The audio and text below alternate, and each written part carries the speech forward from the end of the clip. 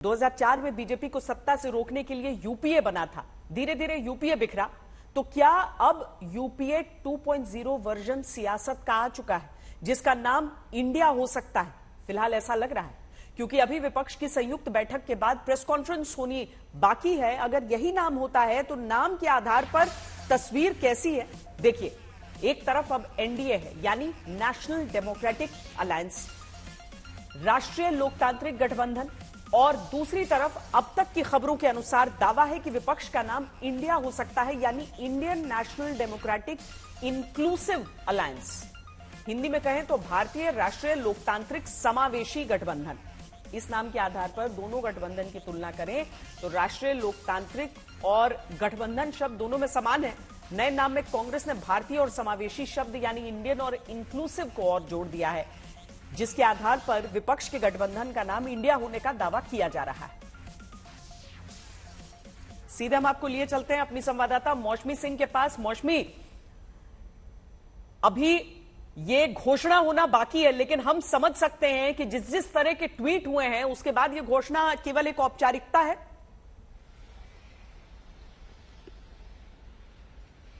श्वेता, ये कह सकते हैं कि देखिए बहुत सारे दल एक साथ आए हैं, बहुत सारे नेता हैं और सब हर बात को अपने हिसाब से डिकोड करते हैं और कोड करते हैं। तो जो हमें जानकारी मिल रही है, हो सकता है कि इंडिया शब्द का इस्तेमाल इस पूरे नाम में हो, इंडिया अलायंस हो या कुछ डेमोक्रेटिक नाम हो उसमें, पर इंडिया सिर्फ नाम होगा, ये इस बात को नकार रहे हैं कांग्रेस के तमाम नेता। अभी ये खबर भी आ रही है कि आरजेडी ने अपने ट्वीट को डिलीट कर दिया है। चक दे इंडिया, मैंने मानिकम टेगोर से बात की कि आपको क्या पता है अलायंस का नाम इंडिया है, तो उन्होंने बोला कि नहीं, डेरिक ने ट्वीट कर दिया था इसलिए मैंने ट्वीट कर दिया। तो इस तरह से लगातार जो है कयासबाजी चल रही है। हालांकि आज तक के दर्शकों को हम कहेंगे कि हो सकता है कि इंडिया नाम शब्द का इस्तेमाल हो, पर इंडिया नाम है इसके बारे में अभी कांग्रेस नेता मना कर रहे हैं कि नाम अभी फाइनल नहीं हुआ है।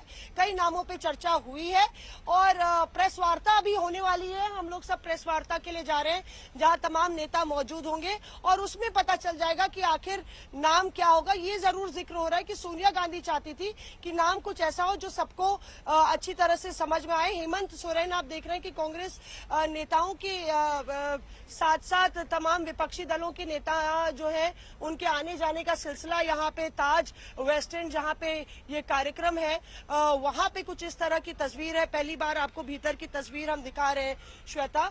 यूनाइटेड वी स्टैंड, देखिए अभी ऑपोजिशन पार्टीज मीट है, तो जैसे ही नाम फाइनल हो जाएगा तो वो नाम आ जाएगा। कोई भी मेगा रैली, इनकी ज्वाइंट रैली बता रहे उसका कार्यक्रम तय होगा, पर इंडिया नाम पे अभी मुहर नहीं लगी है, ये हमारे सूत्र जानकारी दे रहे हैं। भले ही आजकल सोशल मीडिया की होड़ में नाम बाहर आ जाते हैं, खबरें कई बाहर आती हैं, और जैसे कि आप जान रहे हैं कि आरजेडी ने भी ट्वीट डिलीट किया है, तो हमें थोड़ा सा और इंतजार करना चाहिए और सबसे सटीक खबर हम अपने दर्शकों को देंगे।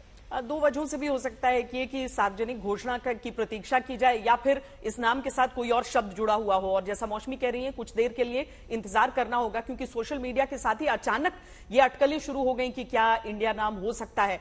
लेकिन जिस तरह की जीत का एहसास उस नाम के साथ जोड़कर जिसकी चर्चा शुरू हुई मौसमी, भले ट्वीट डिलीट कर दिया जाए लेकिन इंडिया की हार कहना अब मुश्किल होगा। ये आरजेडी की तरफ से अगर कहा गया था तो इसका सीधा सा मतलब था कि चलिए आगे अभी सीट शेयरिंग वगैरह तो सारी चीजें होती रहेंगी, लेकिन एक तो नाम ऐसा चुन लिया जाए जिस पर विपक्ष आसानी से वार न कर पाए। विपक्ष यानी कि यहां पर भले ही जो सरकार है, लेकिन जो गठबंधन यहां पर चल रहा है, जिसकी कोशिशें चल रही हैं, उसके लिए जो विपक्ष है वो वार न कर पाए इन पर कि इंडिया हारेगा, तो ये कोई कह ही नहीं सकता है। एकदम श्वेता, आपने बिल्कुल ठीक कहा और इसीलिए मैं कह रही हूँ कि लॉजिक ठीक नहीं बैठता कि सिर्फ इंडिया नाम हो सकता है जैसे तमाम अलायंसेज होते हैं इंडिया या इंडियन शब्द का इस्तेमाल हो। India defeats prime minister Narendra Modi, India defeats Modi या मोदी डिफीट्स इंडिया, इस तरह की हेडलाइन जाहिर तौर पे बहुत ही ज्यादा सही नहीं होगी। और यही वजह है कि ये मामला, ये भी चर्चा हुई कि कोर्ट में भी आ सकता है मामला इस तरह का, अगर सीधे आप इंडिया शब्द का इस्तेमाल करें थोड़ा बड़ा अजीब सा लगेगा। तो इसको लेकर भी माथापच्ची हुई है और एक तरीके से कोई नाम ऐसा जरूर होगा जो north to south, east to west सभी दलों का प्रतिनिधित्व करे, सबको मंजूर हो। और सोनिया गांधी बताया जा रहा है कि उस पर मुहर लगाएंगी। अब देखिए तमाम नेता जो हैं वो प्रेस वार्ता पे आ रहे हैं। यहाँ प्रेस कॉन्फ्रेंस के लिए अलग से पोडियम बनाया गया। आपको याद है कि पटना में अरविंद केजरीवाल ने वॉकआउट कर दिया था, उनका प्लेकार्ड लगा हुआ था, नेम प्लेट लगी हुई थी, पर वो हाजिर नहीं थे।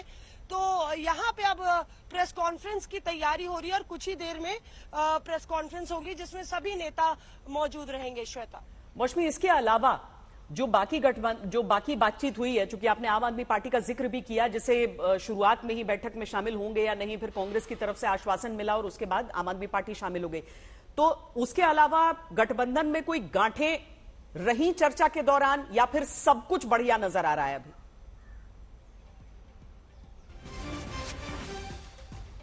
देखिए यहाँ पे विपक्ष को पता है कि सारी नजरें दिल्ली की भी इसी ओर मुड़ी हुई है और एनडीए की भी बैठक हो रही है।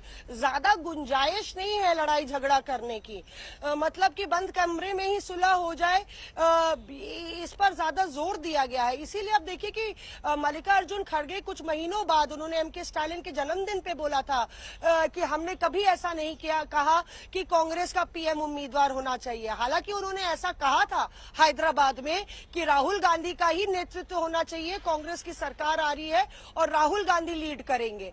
तो ऐसा उन्होंने भारत जोड़ो यात्रा में कहा था, पर उससे यू टर्न लेते हुए खड़गे ने स्टालिन के जन्मदिन पे जो बोला, उसके बाद अब उन्होंने दोबारा उस बात को दोहराया, बल्कि ये बोल दिया कि कांग्रेस ना तो पीएम पद ना पावर चाह रही है। तो सवाल ये है कि अगर पावर आप नहीं चाह रहे तो ये अलायंस ही क्यों हो रहा है और कि लड़ाई ही क्यों हो रही है? पर उसके संकेत ये थे, मतलब कहने का मतलब ये था कि हम बड़े भाई हैं, पर हम कोई मरोड़ने नहीं वाले, कोई ऐठन नहीं दिखा रहे, कोई अहंकार नहीं है, हम झुकने को तैयार हैं। बड़ा पेड़ अगर झुकता है तो छांव देने को तैयार है। उस तरह के संकेत में खड़गे साहब ने ये बोला। तो अपने आप में मतभेद बहुत सारे हैं, बार बार मतभेदों का जिक्र भी हो रहा है और प्रधानमंत्री ने तो बहुत ही ज्यादा तीखे ढंग से मतभेदों का बखान किया। श्वेता, तो अपने आप में ये आप मान के चलिए कि अब दिल मिल गए हैं इस बात को लेके विपक्ष के कि अगर पीएम मोदी को हराना है तो जरूरी है साथ आना। ये आपस में वन अपमैनशिप और ईगो, अहंकार की लड़ाई नहीं चलेगी।